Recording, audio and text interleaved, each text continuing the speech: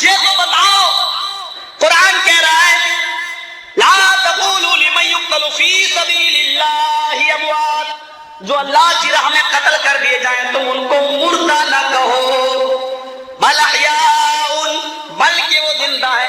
एक जगह अल्लाह ने फरमाया इंदा रब्बिहिम, वो अपने रब के यहाँ जिंदा है, युरज़क़ून, रोजी दिए जा रहे हैं। और एक जगह फरमाया कि वो जिंदा है वलाकिन ला तशऊरून, लेकिन तुम्हें उसका इल्म नहीं है, तुम उसके बारे में जानते नहीं हो कि वो कहाँ जिंदा है। चलो ये तो क्लियर हो गया, जो अल्लाह की राह में कत्ल कर दिया जाए मुर्दा है या नहीं, ये तो एक इख्तिलाफी मसला है, लेकिन मुर्दा कहने से हमें रोका गया है। अल्लाह ने ये नहीं कहा कि वो मुर्दा नहीं है, अल्लाह ने ये कहा कि तुम उनको मुर्दा ना कहो। ला तक़ूलू लिमन युक़्तलु फ़ी सबीलिल्लाह, तुम उनको मुर्दा ना कहो। जब उनको मुर्दा कहने का हुक्म नहीं है और तुम्हारी नजर में शहीद तो मरता ही नहीं है, वो जिंदा है, तो मुझे बताओ कि जब जिंदा है तो फिर मातम कैसा? तुम मातम करके मुर्दा मान लो तो पक्के मुसलमान, और हम उनको मुर्दा कह दें तो हम इस्लाम से खारिज हो जाते हैं, हम इस्लाम से खारिज हो जाते हैं, हम इस्लाम से बेदखल हो जाते हैं, हम मिल्लत इस्लामिया से निकल जाते हैं, क्योंकि हमने उनको मुर्दा मान लिया है। तुम उनको मुर्दा मानकर मातम करो तो सब जायज है, अगर जिंदा है तो मातम कैसा, जिंदा है तो मातम कैसा। अगर जिंदगी में किसी का मातम करना जायज है तो तेरा बाप जिंदा है, रो कर तो दिखा, तेरी माँ जिंदा है, मातम करके तो दिखा, तेरा दादा जिंदा है, मातम करके तो दिखा। अपने बाप की जिंदगी में मातम करेगा तो तौहीन होगी कि बाप तो जिंदा, लोग कहेंगे मातम क्यों कर रहा है? अरे जिंदा का भी कहीं मातम होता है, तुझे कोई और नहीं मिला था मातम करने के लिए, फातिमा का बाप और उसके नवासे ही मिले थे कि वो। और कानून तो देखो, कानून तो देखो, यहाँ हज़रत हुसैन 10 तारीख को शहीद हुए तो इनका मातम होगा, और वहाँ 12 रबीउल अव्वल को जनाब मोहम्मद रसूलुल्लाह का इंतकाल हुआ तो वहाँ जनाब मोहम्मद रसूलुल्लाह की खुशी मनाई जाएगी। गौर तरफ मसला है ये, यहाँ तो 10 तारीख को शहीद हुए हजरत हुसैन तो मातम हो रहा है, और वहाँ 12 रबीउल अव्वल को जनाब मोहम्मद रसूलुल्लाह का इंतकाल हुआ तो वहाँ खुशियां मनाई जा रही, कुमकुमे जलाए जा रहे, लाइटें जलाई जा रही है, अगरबत्तियां जलाई जा रही है, और कहा जा रहा कि आज के दिन जनाब मोहम्मद रसूलुल्लाह का जन्म हुआ, पैदाइश हुई। पैदाइश में तो इख्तिलाफ है, लेकिन इंतकाल में तो इख्तिलाफ किसी का नहीं है। तुम कहते हो 12 को पैदा हुए, हम कहते हैं 9 को पैदा हुए, चलो 9 या 12 में से कोई एक तो सही है। इख्तिलाफ पैदाइश में तो है, लेकिन इंतकाल में तो इख्तिलाफ नहीं है। और आपको एक पॉइंट की बात बताऊं, चलो मैंने मान लिया कि 12 तारीख को पैदा हुए, चलो आपकी बात सराहों पर, तो कभी आपने इस हिकमत पर भी गौर किया कि ऐसा क्यों हुआ 12 ही को? आपको एक पॉइंट की बात बताऊं, अल्लाह के नबी पैदा किस दिन हुए? दिन, पीर, और इंतकाल किस दिन हुआ? पीर। पैदा भी पीर के दिन हुए, इंतकाल भी पीर के दिन हुआ। पैदा किस महीने में हुए? रबीउल अव्वल। इंतकाल भी किस महीने में हुआ? रबीउल अव्वल। पैदा भी 12 तारीख को हुए, इंतकाल भी 12 तारीख को हुआ। आए बरेलवी कठमुल्लाओ, कभी तुमने गौर भी किया है इस हिकमत पर? 12 तारीख को आप पैदा हुए पीर के दिन, पीर के दिन सिर्फ मिलाद ही ना बनाना, खुशियां ही नहीं मनाना, ये दिन आपके इंतकाल का दिन है, इसको भी सामने रखना। 12 रबीउल अव्वल, इस महीने को सिर्फ खुशी का महीना ही नहीं बनाना। अगर इस महीने में सूरज चमका था तो इसी महीने में सूरज गुरूब भी हुआ था, इसलिए खुशियां इतनी न मनाना कि गुरूब होने का, इंतकाल होने का गम भूल जाओ। 12 तारीख को भी कुमकुमे और लाइट जलाकर इतना खुश न होना कि 12 रबीउल अव्वल को जनाब मोहम्मद रसूलुल्लाह का इंतकाल हुआ। इस तारीख में इमाम हुसैन 10 तारीख को पैदा हुए तो तुम शहादत मनाते हो, मातम करते हो। मैं पूछता हूँ कि 12 रबीउल अव्वल का दिन था और हज़रत फातिमा चीखती जा रही थी। इमाम बुखारी इस रिवायत को लाते कि 12 रबीउल अव्वल का दिन नबी अकरम की रूह निकल चुकी है कब्ज़ उनसुरी से, और हज़रत फातिमा चीख चीख कर कहती जा रही है, वागर बाबा मना जा बंदा, वागर बाबा मन जन्नतुल फिरदौसी मावा, वाकर बाबा इला जिब्रील लना। हाय मेरे अब्बू, आपको अल्लाह ने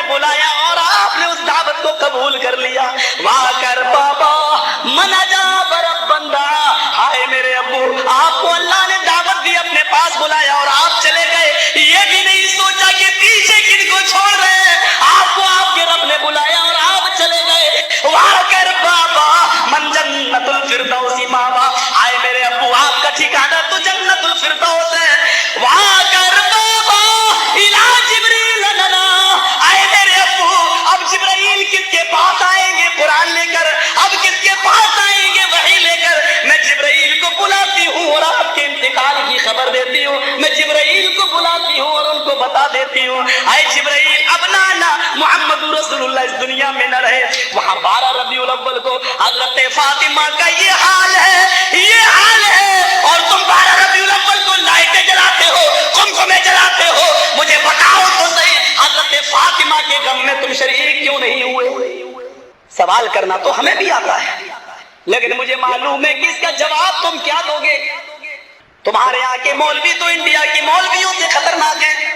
हमारे यहाँ अगर ये सवाल कर दे तो लोग कहेंगे कि मौलवी जर्जीस की तकरीर में जाना निकाह टूट जाएगा।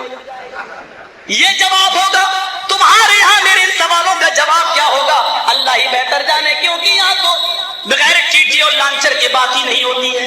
मैं नहीं जानता हूँ इस सवाल का जवाब तुम्हारी नजरों में क्या होगा, अल्लाह बेहतर जाने, लेकिन मेरा सवाल फिर भी बाकी रहेगा, मेरे मरने के बाद भी बाकी रहेगा। मुझे इतना बता दो, इमाम हुसैन शहीद हुए, उनकी शहादत का गम तुम आज तक मना रहे हो इसलिए कि हुसैन की बीवी ने मनाया, हुसैन के बेटे ने मनाया, तो तुम आज तक मना रहे हो। मैं पूछता हूँ कि मोहम्मद रसूलुल्लाह के इंतकाल का गम उनकी बेटी बना रही है, तो तुम क्यों नहीं बना रहे हो? उनके गम में तुम शरीक क्यों नहीं हुए हो? और गम भी ऐसा जो थोड़ा बहुत नहीं है। हजरत फातिमा से सुनो कि गम कैसा है, कहती है सुब्बत अलल अय्यामी, अगर वो गम जो नबी के इंतकाल के बाद मेरे ऊपर टूटे, गम जो मेरे ऊपर आए हैं, अगर ये गमों के पहाड़ किसी दिन के ऊपर डाल दिए जाए तो दिन भी रात में बदल जाते। अगर ये गम किसी पहाड़ के ऊपर डाल दिए जाए तो पहाड़ भी रेजा रेजा हो जाए। ये गम है। और उनकी बेटी बतला रही है, उनकी बेटी कह रही है इस गम में आए बरेलवी मौलवियों, मुझे इतना बताओ फातिमा के गम में 12 रबीउल अव्वल के अंदर तुम शरीक क्यों नहीं हुए? हमें हदीसों से पूछोगे तो हमारे पास तो एक ही जवाब है, 3 दिन से ज्यादा मातम करना जायज ही नहीं है, 3 दिन से ज्यादा गम करना जायज ही नहीं है। हम तो एक ही जवाब देंगे, और ये तरीका, ये उसूल भी हमने सीखा है तो जनाब मोहम्मद रसूलुल्लाह सल्लल्लाहु अलैहि वसल्लम की तालीम से सीखा है। तुम तो मानते ही नहीं हो। तुम बताओ कि तुम्हारा जवाब क्या होगा? हुसैन का मातम अब तक किए आ रहे हो, हालांकि वो जिंदा भी है तुम्हारी नजरों में, फिर भी मातम करते चले आ रहे हो। मुझे बताओ कि जनाब मोहम्मद रसूलुल्लाह का गम फातिमा मना रही है।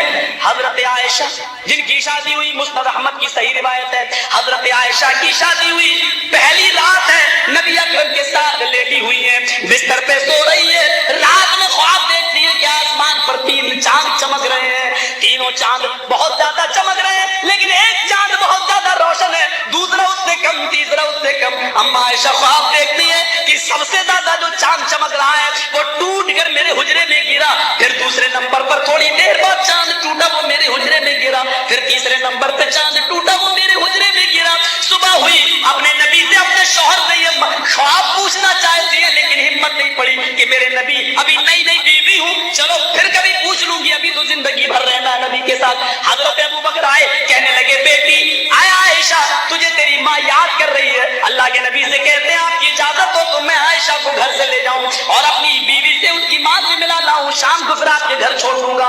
फरमाया आपकी बेटी भी है, ले जाओ। हजरत आयशा को ले गए। हजरत आयशा अपनी माँ और बाप के साथ खाना खा रही हैं और कहती हैं अब्बू जान आपको भी तो ख्वाब की ताबीर का इल्म है, आप ही बता दीजिए, आज की रात मैंने ख्वाब देखा है कि सबसे ज्यादा चमकने वाला चांद टूट कर मेरे हुजरे में गिरा। हजरत अबू बकर सिद्दीक की आंखों में आंसू आ गए। कहा आयशा क्या तुमने ख्वाब को जनाब मोहम्मद रसूलुल्लाह से बयान तो नहीं फरमा दिया? फरमाया नहीं। कहा मेरी बेटी नबी अकरम से ख्वाब की ताबीर न पूछना, जब ये तेरा ख्वाब पूरा होगा तो मैं खुद तुझे बता दूंगा, मैं तुझे बता दूंगा। हजरत आयशा जब अल्लाह के नबी के पास आई तो उम्र थी 9 साल, फिर ख्वाब देखती है 10 साल की हो गई, 11 की, 12 की, 13 की, 14 की, 15 की, 16 की, 17 की, और जब 18 की हुई तो जनाब मोहम्मद रसूलुल्लाह का इंतकाल हो गया। 9 से 18 साल, पूरे 10 साल वो जनाब मोहम्मद रसूलुल्लाह की खिदमत में रही, वो भी इस ख्वाब को भूल गई कि कब मैंने देखा था और उसका तस्करा नहीं किया। आज जनाब मोहम्मद रसूलुल्लाह को दफन किया जा रहा है, मिट्टी दी जा रही है और सहाबाए किराम उस मिट्टी को देने के बाद वापस आ जाते हैं। हजरत आयशा सुबह होकर बैठी हुई है, अपने शौहर की कब्र को देख रही है, अपने प्यारे सरताज की कब्र को देख रही है। हजरत अबू बकर सिद्दीक अपनी बेटी के पास आते हैं, बेटी ने आंसू पोंछे, गोया कि वो अपने बाप को ये بتانا چاہتی ہے کہ میں رو نہیں رہی ہوں، میں غم نہیں کر رہی ہوں۔ حضرت ابوبکر کہتے ہیں ہاں میری بیٹی کیا بات ہے؟ کہا کہ مجھے کچھ خوشیاں ملی ہیں۔ کہا کیا خوشیاں ملی ہیں عائشہ؟ کہا آئے ابو جان، اللہ کے نبی کا انتقال پیر کے دن میری باری کا دن تھا، میری باری تھی، میری باری کے دن نبی کا انتقال ہوا، یہ مجھے خوشی ملی ہے۔ میرے نبی کی روح قبض سے حضوری سے پرواز ہوئی، اس وقت آپ میری ران کے اوپر لیٹے ہوئے تھے، یہ خوشی مجھے ملی ہے۔ آپ نے مسواک کی، ٹائٹ کی، میں نے اس کو اپنے دانتوں سے نرم کر دیا اور پھر میں نے اللہ کے نبی کو دے دی۔ آخری وقت میں میرا لعاب اللہ کے نبی کے لعاب سے مل گیا، یہ خوشی بھی مجھے ملی۔ فرمایا بیٹی یہ خوشیاں تجھے مبارک ہو، میں تو اپنا وعدہ پورا کرنے آیا۔ آج سے 10 سال پہلے جب تو کھانا کھا رہی تھی میرے ساتھ اور تو نے خواب بیان کیا تھا، میں نے کہا تھا کہ اللہ کے نبی سے خواب کی تعبیر نہ پوچھنا، جب یہ خواب پورا ہوگا تو میں بتا دوں گا۔ عائشہ تو نے اپنے نبی کے حجرے میں جو 3 چاند چمکتے ہوئے دیکھے تھے، سب سے زیادہ چمکنے والا چاند سب سے پہلے ٹوٹ کر تیرے حجرے میں گرا۔ عائشہ یہ وہی چاند تھا جناب محمد رسول اللہ صلی اللہ علیہ وسلم جو ٹوٹ کر تیرے حجرے میں گرا۔ اب تو اپنی نظروں سے 2 چاند اور دیکھے گی جو تیری زندگی میں ٹوٹیں گے اور اس کی حجرے کے اندر دفن ہوں گے۔ اب آپ لیٹرین میں گھس کے پڑھیے ہاتھ اٹھا کے اللہم انی اعوذ بک من الخبث والخبائث۔ اب بیٹھیے، بیٹھیے، دعا ہے، کیوں ہاتھ نہیں اٹھایا؟ میں پوچھنا چاہتا ہوں ان لوگوں سے جو مسجد میں مجبور کرتے ہیں امام کو کہ ہاتھ اٹھاؤ اور پبلک سے کہتے ہیں ہاتھ اٹھا کر دعا کرو، اگر دعا کے لیے ہاتھ اٹھانا ہے تو لیٹرین میں جانے کی دعا ہے، بتاؤ کیوں نہیں ہاتھ اٹھاتے ہو؟ سب لیٹرین میں کیوں؟ ارے جب لیٹرین میں دعا پڑھ سکتے ہو تو ہاتھ کیوں نہیں اٹھا سکتے ہو؟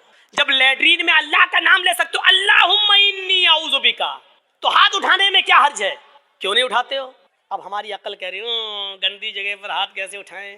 ابھی عقل ہی تو کہہ رہی ہے نا، تو میں کہہ رہا ہوں گندی جگہ پر پھر اللہ کا نام کیوں لے رہے ہو؟ نہیں صاحب وہ تو اللہ کے نبی نے بتایا ہے، تو اللہ کے نبی نے بتایا تو یہاں اللہ کے نبی نے ہاتھ نہیں اٹھایا تو ہم ہاتھ نہیں اٹھائیں گے۔ اچھا کھانا کھاؤ، کیا دعا ہے؟ بسم اللہ یا بسم اللہ وعلی برکت اللہ، یہ دعا ہے کھانا کھانے کی۔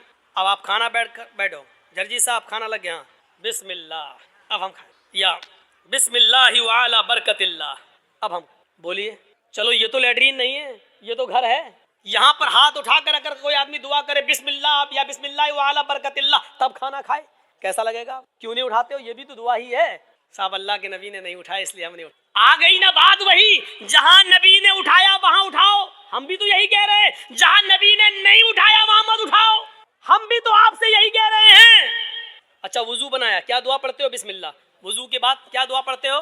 اشہد ان لا الہ الا اللہ واشہد ان محمدا عبدہ ورسولہ اللہم اجعلنی من التوابین واجعلنی من المتطہرین، یہی دعا تو پڑھتے ہو۔ اچھا وضو بنانے کے بعد کسی کو دیکھا، پیر دھلنے کے بعد آیا ہو قبلے کی طرف، اشہد ان لا الہ الا اللہ وحدہ لا شریک لہ واشہد رسولہ اللہم اجعلنی من التوابین واجعلنی من، میں پوچھنا چاہتا ہوں کیوں نہیں پڑھتے ہاتھ اٹھاتے ہوئے؟ وضو کے بعد کی دعا ہے، ہاتھ اٹھانا ثابت نہیں ہے۔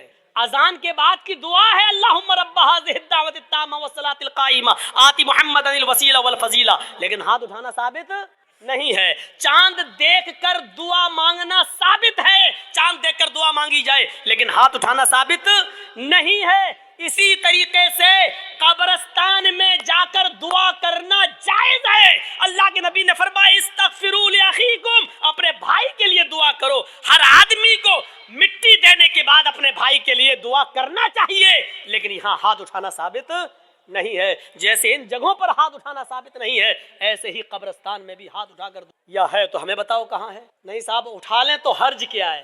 اب اس کا جواب سنو۔ ارے ہم نے ہاتھ اٹھا کر دعا کر لی تو حرج کیا ہے؟ تو اب مجھے جواب دو، لیٹرین میں ہم نے کہہ دیا ہاتھ اٹھا کر اللہم انی اعوذ بک من الخبث والخبائث، تو حرج کیا ہے؟ مجھے اتنا بتا دو۔ اذان کے بعد ہم نے ہاتھ اٹھا کر دعا مانگ لی، اشہد ان لا الہ الا اللہ، حرج کیا ہے؟ مجھے بتا دو۔ یہاں آپ کو حرج لگتا ہے مجھے قبرستان میں ہاتھ اٹھا کر دعا مانگنے میں؟ کیوں اسلام کو اپنے اور اپنے باپ دادا کے طریقے پر چلانا چاہتے ہو؟ اسلام چلے گا تو صرف فاطمہ کے باپ کے طریقے پر چلے گا۔ اسلام نہ تمہارے طریقے پر چلے گا، نہ میرے، نہ تمہارے باپ کے طریقے پر چلے گا، نہ مولوی جرجیز کے باپ کے طریقے۔ اسلام چلے گا تو جناب محمد رسول اللہ کے طریقے۔ آپ کو نماز پڑھنے کے بعد دعا سے کوئی نہیں روکتا، یقین مانیے نماز پڑھنے کے بعد آپ دعا کریے، ہم آپ کو نہیں روکتے ہیں۔ اچھا عمل ہے نماز پڑھنا، اور نماز کے بعد دعا مانگنا اچھا عمل ہے، مانگیے مانگیے، منع نہیں کیا جا رہا ہے۔ لیکن یہاں اللہ کے رسول سے ہاتھ اٹھا کر دعا مانگنا اور نبی کے ہاتھ اٹھانے کے بعد صحابہ کا ہاتھ اٹھانا اور نبی کا ہاتھ چہرے پر پھیر کر پہننا اور اس کے بعد صحابہ کا بھی ہاتھ چہرے پر پھیر لینا، نبی کا دعا مانگنا اور صحابہ کا اس دعا پر آمین آمین کہنا، یہاں نماز کے بعد ثابت نہیں ہے، اس لیے آپ کو بھی ایسا نہیں کرنا ہے۔ اکیلے آپ جتنی لمبی دعا مانگنا چاہے مانگیں، آپ کی بیٹی بڑی ہے، شادی کے رشتے آتے ٹوٹ جاتے ہیں، نماز کے بعد دعا مانگیے اللہ میری بیٹی کو کوئی دیندار رشتہ عطا فرما دے، آپ کی روزی روٹی میں برکت نہیں، اللہ مجھے میری روزی روٹی میں برکت دے۔ آپ کو جتنی دعا مانگنا مانگو، یہ 2 منٹ والی دعا کو رسم مت بناؤ میرے بھائی۔ امام صاحب نے کہا السلام علیکم ورحمۃ اللہ، السلام علیکم ورحمۃ اللہ، اللہم آمین آمین، پیچھے کر آمین آمین آمین آمین۔ ابے یہ کون سی دعا ہے؟ اور 2 منٹ میں لا الہ الا اللہ محمد رسول اللہ، 2 منٹ میں تیری بھی ضرورت پوری ہو گئی 2 منٹ میں۔ وہاں امام کہہ رہا اللہ میری روزی روٹی میں برکت دے، آپ کہہ رہے ہیں آمین۔ ارے فائدہ تو امام کا ہو رہا، آپ کا کیا ہو رہا ہے مجھے بتاؤ؟ امام تو اپنی دعا کر رہا ہے۔ اب امام بیچارہ کنوارا ہے، شادی نہیں ہوئی ہے، امام کہہ رہا اللہ مجھے دیندار لڑکی عطا فرما دے، آپ کہہ رہے ہیں آمین۔ فائدہ تو امام کا ہو رہا، تمہارا کیا ہو رہا ہے؟ ارے امام اپنی دعا مانگے، تم اپنی دعا مانگو یار۔ امام کی اپنی ضرورتیں ہیں، تمہاری اپنی ضرورتیں ہیں۔ امام کا بیٹا بیمار ہے، اس کے پیٹ میں درد ہے، وہ کہہ رہا اللہ میرے بیٹے کو شفا عطا فرما دے۔ تمہارے باپ کو کینسر ہے، تم اپنی دعا مانگو اللہ میرے باپ کو کینسر ہے، اے اللہ میرے باپ کو شفا کاملہ اور عاجلہ عطا فرما۔ ارے امام کے ساتھ ساتھ تیرے آمین کہنے سے مخصوص دعائیں ہو رہی ہیں۔ امام تیرے لیے دعا نہیں کر رہا ہے اور تم جو آمین آمین کہہ رہے ہو اس میں تمہارے لیے دعاؤں پہ آمین نہیں کہی جا رہی ہے۔ ارے تم اپنی دعا مانگو، امام کی ضرورت 2 منٹ میں پوری ہو رہی ہے، تمہیں کچھ زیادہ مانگنا تم زیادہ مانگو۔ یہ کیا دعا ہے کہ جب امام کی ساری ضرورتیں پوری ہو رہی ہیں اسی وقت تمہاری بھی ہو رئی ہیں؟ 2 منٹ میں تمہاری بھی دعا ہو گئی اس کی۔ اب ہم نے کچھ اور مانگنا تھا لیکن اب ہم نہیں مانگ پا رہے ہیں کیونکہ امام نے ہاتھ پھیر لیا، ہمیں بھی پھیرنا پڑ رہا ہے۔ اب ہمیں کچھ اور مانگنا ہے، میری بیوی ہمیں کچھ سمجھتی ہی نہیں ہے، اب کہ اللہ میری بیوی کو میرا فرما بردار بنا دے۔ اب امام تو ہاتھ پھیر چکے ہیں، اب کیسے دعا مانگے؟ اب مانگنا چاہ رہے لیکن ہاتھ گر بھی نہیں رہے، لیکن مجبوری میں پھیرنا پڑ رہا ہے، اب پھیرنا پڑا، اب منہ میں کہنا پڑ رہا اللہ میری بیوی کو ہدایت دے۔ اس کو عادت مت بنائیے، دعا کو ہم منع نہیں کر رہے ہیں، نماز کے بعد بھی دعا کو منع نہیں کر رہے ہیں، دعا کو ہم صرف اس لیے منع کر رہے ہیں کہ سلام پھیرنے کے بعد آدمی آزاد ہو گیا ہے، وہ اپنی دعا مانگے، آپ اپنی دعا مانگیے، وہ 2 منٹ مانگو، 5 منٹ مانگو، 10 منٹ مانگو، 15 منٹ مانگو، آدھا گھنٹہ مانگو۔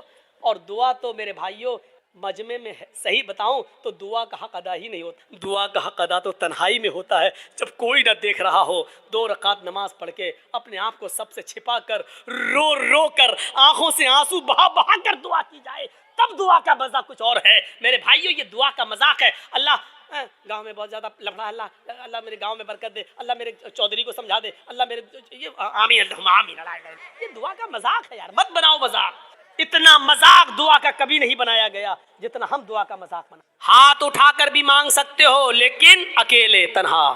قبرستان میں دعا مانگنے کا حکم ہے اور ہر شخص کو دعا مانگنا چاہیے، لیکن وہاں ہاتھ اٹھانا ثابت نہیں ہے، وہاں صرف حکم یہ ہے استغفروا لاخیکم، اپنے بھائی کے لیے دعا کرو، صرف دعا ہے۔ اگر ہاتھ اٹھانا ہوتا تو اللہ کے نبی کہتے اپنے بھائی کے لیے دونوں ہاتھ اٹھا کر دعا کرو، اور یہ آتا کہ اللہ کے رسول نے فلاں فلاں کے دفنانے کے بعد آپ نے دونوں ہاتھ اٹھا کر دعا کی ہے، آتا حدیث میں، لیکن حدیث کی کسی کتاب میں نہیں آیا اللہ کے رسول نے کسی بھی صحابی کو دفن کرنے کے بعد اپنے ہاتھوں کو اٹھا کر دعا کی ہو، کہیں نہیں آتا ہے۔ ہاں یہ آیا کہ اللہ کے رسول نے قبر میں صحابی کو دفن کرنے کے بعد صحابہ سے فرمایا استغفروا لاخیکم، اپنے بھائی کے لیے دعا کرو۔ آپ چاہتے تو کہہ سکتے تھے میں دعا کر رہا ہوں آپ لوگ آمین آمین بولو، اللہ جس کا انتقال ہوا اس کے روح کو اعلی علیین کے اندر جگہ عطا فرما، اللہ اس کے پسماندگان کو صبر جمیل عطا فرما۔ آپ چاہتے تو قبرستان میں سب دعا کر سکتے تھے، لیکن آپ نے نہ کی ایسے اور نہ لوگوں نے آمین کہا، بلکہ آپ نے سب کو حکم دیا کہ تم اپنے بھائی کے لیے دعا کرو، یعنی تم اپنی دعا کرو، ہم اپنی دعا کر رہے ہیں،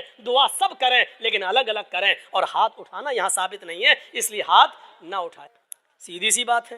اب پھر حکم یہ ہے کہ آپ کسی بھی میت کے لیے کبھی بھی کسی بھی وقت دعا کر سکتے ہیں، لیکن چند لوگوں کو اکٹھا کر کے میت کے گھر جا کر اس کو صبر کی تلقین کرنے کے بعد بھوج ووج کھانے کے بعد یا دعا کرنے کے بعد بھوج کھلایا جاتا ہے، مجھے نہیں معلوم آپ کے یہاں کیا ہوتا ہے، اور وہاں گھر پہ جانے کے بعد پھر امام صاحب دعا کرتے ہیں اور اس گھر کے سب لوگ آمین آمین کہتے ہیں۔ میرے بھائیوں بدعت ہے، بدعت ہے، بدعت ہے، اس بری رسم کو بند کریے، اس نوٹنکی کو بند کیجیے، میں اس کو نوٹنکی کہتا ہوں، اس نوٹنکی کو بند کیجیے، دعا آپ کیجیے، अरे बीवी अगर शौहर मर गया है तो बीवी शौहर के लिए दुआ करे, बाप मर गया तो बेटा शौहर अपने बाप के लिए दुआ करे। अरे सदका जारिया सबसे बेहतर यही है कि बेटा अपने बाप को अपनी दुआओं में याद रखे, कुछ दुआएं अपने लिए मांगे, फिर कहे अल्लाह मेरे वालिद को की कब्र को नूर से भर दे, अल्लाह मेरे वालिद की मगफिरत फरमा, अल्लाह मेरे माँ बाप के गुनाह को की बख्शिश फरमा, अल्लाह उनकी लग़्ज़िशों को माफ़ फरमा दे, अल्लाह तो उनको जन्नतुल फिरदौस में जगह अता फरमा। ये है दुआ। बीवी शौहर के लिए दुआ करे, बेटा बाप के लिए करे, बाप बेटे के लिए करे, भाई बहन के लिए करे, बहन भाई के लिए करे। किसने मना किया है?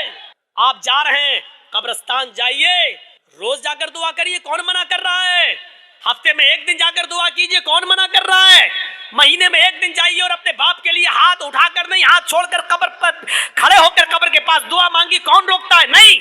लेकिन आप पूरे साल न जाएं, सिर्फ ईद के दिन ईद की नमाज पढ़ने के बाद कब्र पर जाकर दुआ मांगे और इसको मामूल बना ले, ये गलत है। आप किसी दिन को मुतय्यन करके दुआ करेंगे तो वही चीज बिदअत हो जाती है। आप आज मांग लीजिए, कल मांगिए, 2-4 दिन बाद मांग लीजिए, मुतय्यन मत करिए, रोज दुआ मांगिए। कब्र पे जाके कोई मना नहीं करता है। और कब्र पे जाके दुआ इसलिए मांगने जाइए आप कि वहाँ जाएंगे तो आपको अपनी मौत याद आएगी, वरना दुआ मांगने के लिए कब्र पे जाना ज़रूरी नहीं है। दुआ के लिए आप अपने घर से भी दुआ कर सकते हैं। मेरे भाइयों, मेरे बाप इटावा में हैं और मेरे पास फ़ोन आ जाए और वो बीमार, मैं इस जलसे में भी दुआ कर सकता हूँ। आपके डिस्ट्रिक्ट मालदा में रहकर क्या मेरे लिए दुआ करो। आपसे भी कह सकते हैं कि मेरे वालिद के लिए दुआ करो कि अल्लाह ताला में जर्जी साहब के वालिद को शिफाए कामिला और आजिला अता फरमाए।